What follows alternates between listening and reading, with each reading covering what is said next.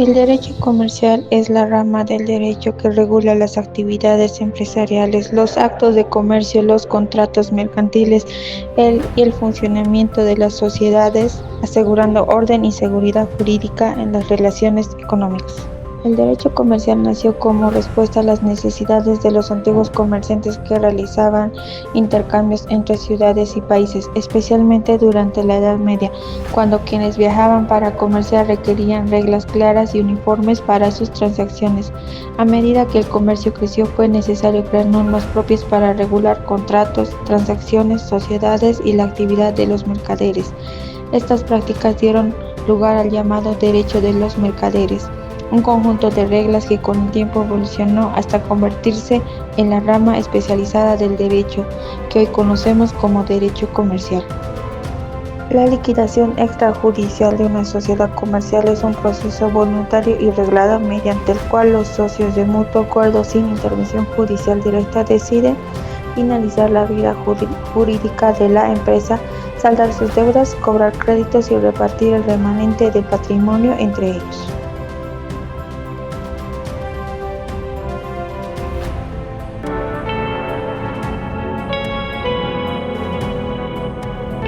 Vencimiento del plazo social. El plazo social es la duración de la sociedad fijada en la escritura de la Constitución. ¿Esto qué quiere decir?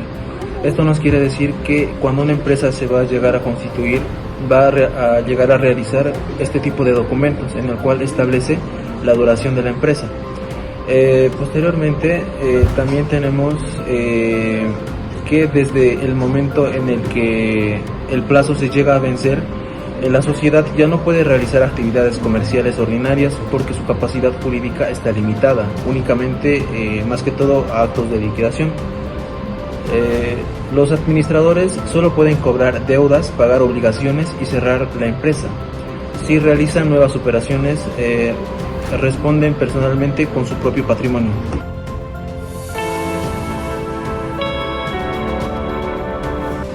Acuerdo voluntario de los socios.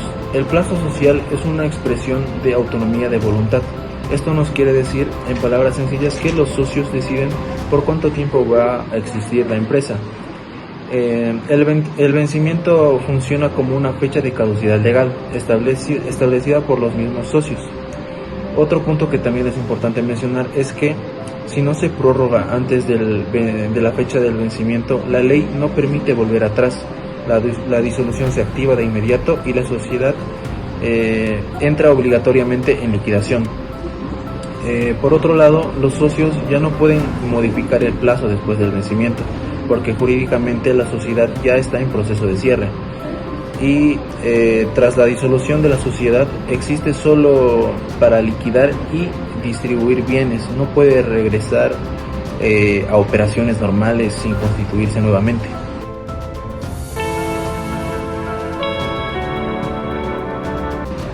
Pérdida del capital social. Esta se produce cuando las pérdidas superan más del 50% del capital y reservas de la empresa. Esta causal, también prevista en el artículo 378, es una señal de que la sociedad ya no tiene suficiente patrimonio para responder a los terceros. Ahora bien, la ley obliga a los socios a tomar medidas inmediatas, como por ejemplo reintegrar capital mediante nuevos aportes o bien reducir el capital para absorber pérdidas. Por otro lado, también podríamos decir que si los socios no actúan, la empresa debe disolverse obligatoriamente e iniciar la liquidación. ¿Por qué? Porque la empresa no puede seguir operando con patrimonio reducido. La liquidación extrajudicial permite ordenar deudas, pagar obligaciones y cerrar sin afectar más a acreedores o socios. Otra causa es la imposibilidad de realizar el objeto social, que esto es que una sociedad se puede disolver cuando ya no se puede cumplir con el objetivo para el que fue creada. Esto pasa cuando algo externo o interno se vuelve imposible de seguir con la actividad, aunque los socios quieran continuar, como por ejemplo puede ser que una empresa fabrique envases de vidrio, pero sale una nueva norma que prohíbe el tipo de horno que se usa. Esto hace que se cambie la maquinaria y eso es un costo elevado y no es viable para la empresa. Y como ya no se puede producir, los socios deciden iniciar la disolución extrajudicial. Otra causa es la reducción del número mínimo de socios. Esto es que si el número de socios baja el mínimo legal y no se reemplaza en 3 meses, la sociedad debe disolverse. Como por ejemplo una SRL necesita al menos 2 socios y si alguno de estos 2 renuncia, el que se quede debe lograr incorporar un nuevo socio. Y si no lo logra, la empresa no cumple con la ley y debe comenzar la disolución extrajudicial.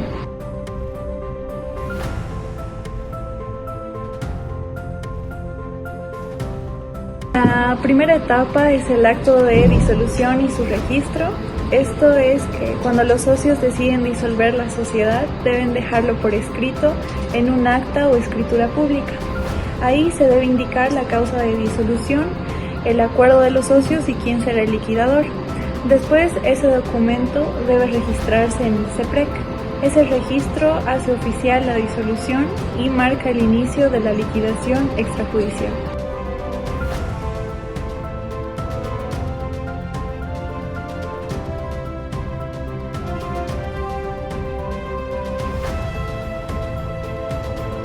Hola, en este video te explicaré de manera clara cómo se venden los bienes, cómo se pagan las deudas y qué aspectos legales se consideran en una liquidación extrajudicial.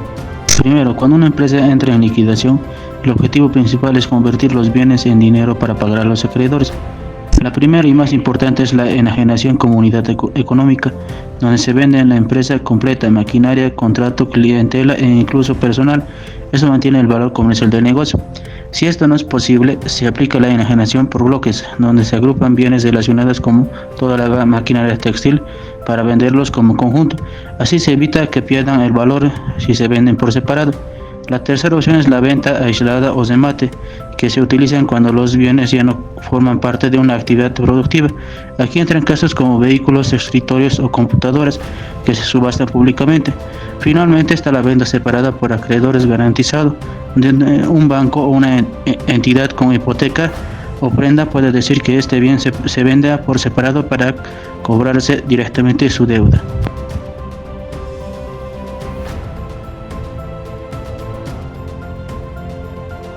Ahora hablemos del orden de pago de las deudas, conocido como prelación de créditos. Primero se pagan los créditos contra la masa, es decir, los gastos necesarios para el proceso como honorarios del liquidador o costos del remate. Luego vienen los créditos como privilegios especiales, que tienen garantías de algo como hipotecas o prendas. En tercer lugar están los créditos laborales, como salarios, indemnizaciones y aportes a la seguridad social. La Constitución los protege con alta prioridad. Después se pagan los créditos fiscales y tributarios por impuestos nacionales o municipales. Luego se atienden los créditos ordinarios con proveedores o bancos sin garantía. Y finalmente están los créditos subordinados como préstamos de socios o intereses vencidos, que solo cobran si sobra dinero.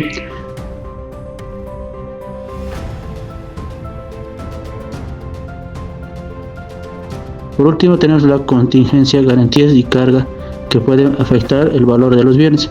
Las contingencias son posibles deudas a futuro como demandas judiciales. Las garantías reales como hipotecas o prenda, dando derecho al acreedor sobre un bien específico. Y las cargas o gravámenes como embargos o impuestos municipales deben descontarse o pagarse antes de vender un bien. En resumen, la liquidación extrajudicial busca vender los bienes de forma eficiente para pagar de manera justa a los acreedores y respetar los derechos legales de todos los involucrados. Balance final, aprobación y objeciones. El balance final de liquidación es el documento que refleja la situación económica definitiva de la sociedad una vez pagadas las deudas, distribuidos los bienes y concluidas todas las operaciones, conforme al Código de Comercio, artículo 394, que dice que extinguido el pasivo social, los liquidadores elaborarán el balance y un proyecto de distribución de patrimonio, los que serán sometidos a la aprobación de los socios.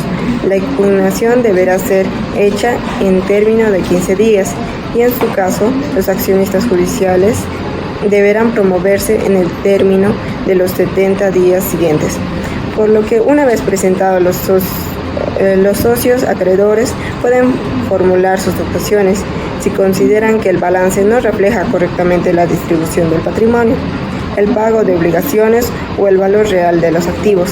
Una vez aprobado el balance final, se procede con el registro de comercio como está mencionado en el artículo 395 del Código de Comercio, que dice que aprobado el balance final y el proyecto de distribución, se inscribirá el registro de comercio y se procederá a su ejecución. Cancelación registral y extinción definitiva. La fase final de la liquidación es la cancelación de la matrícula en el registro de comercio, conforme al procedimiento establecido por SEPREC, respaldado por el comercio. Una vez aprobado el balance final y concluida la gestión del liquidador, se presentará la documentación correspondiente, como está mencionado en el artículo 397, que dice: los liquidadores tramitarán la cancelación de la inscripción de la sociedad en el registro de comercio, tan pronto termine la liquidación, extinguiéndose desde ese momento la personalidad jurídica de la sociedad. Con la cancelación de la matrícula, la sociedad queda legalmente extinguida y termina su existencia jurídica. Desde ese momento, la empresa ya no puede realizar actos de comercio ni contraer obligaciones, quedando cerrada oficialmente todos los registros públicos. Diferencia entre liquidación extrajudicial y judicial. La liquidación extrajudicial de una sociedad comercial es cuando los dueños de la sociedad y sus acreedores llegan a un acuerdo privado para disolver y liquidar la empresa sin intervención de un juez. En cambio, una liquidación judicial es el proceso donde las empresas, al estar insolvente o en quiebra, deben acudir a un juez para que dirija la liquidación de una sociedad conforme al Código de Comercio y al Código Procesal Civil. La responsabilidad del liquidador. El liquidador es una figura clave en el proceso de liquidación extrajudicial. Su misión es administrar los bienes de la sociedad, pagar las deudas y distribuir lo que quede entre los socios hasta lograr la extinción definitiva de la empresa. Sin embargo, este rol implica una gran responsabilidad en tres dimensiones: la responsabilidad civil, mercantil y penal.